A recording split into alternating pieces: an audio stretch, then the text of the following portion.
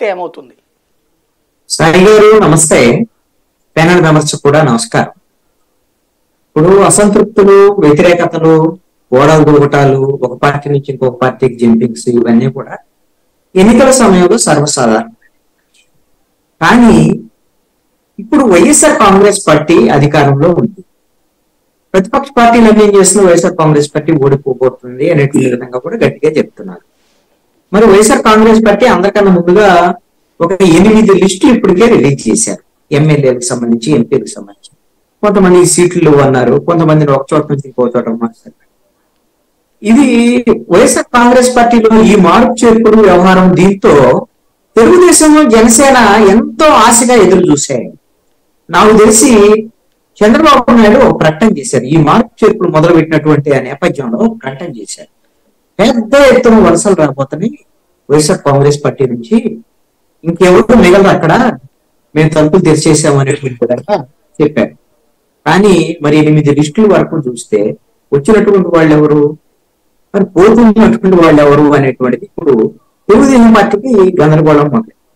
వాస్తవంగా రేపు పొద్దున అసలు తెలుగుదేశం పార్టీకి అసలు సమస్య ఎప్పుడు మొదలవుతుంది అంటే, ఇప్పుడు జనసేనతో పొత్తు ఫైనలైంది, వాళ్ళ సీట్లు ఇంకా ఖరారు కాదు, ఎన్ని సీట్లు.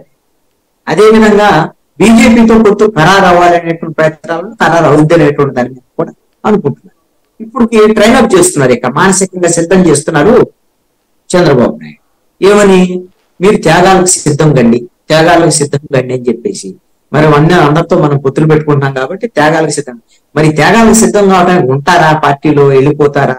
మరి అసలు పొత్తులు మొదలు కాగతలకే కేసీఆర్ నాని విజయవాడ ఎంపీ నుంచి ఆయన వెళ్ళిపోయాడు, వైఎస్ఆర్ కాంగ్రెస్ పార్టీకి వెళ్ళారు. ఆల్రెడీ ఎన్నికల ప్రచారంలో ఉన్నాడు వైసీపీ ఎంపీ. అలాగే అసలు రాజకీయాల నుంచి తప్పుకొని వెళ్ళిపోయినటువంటి పరిస్థితి.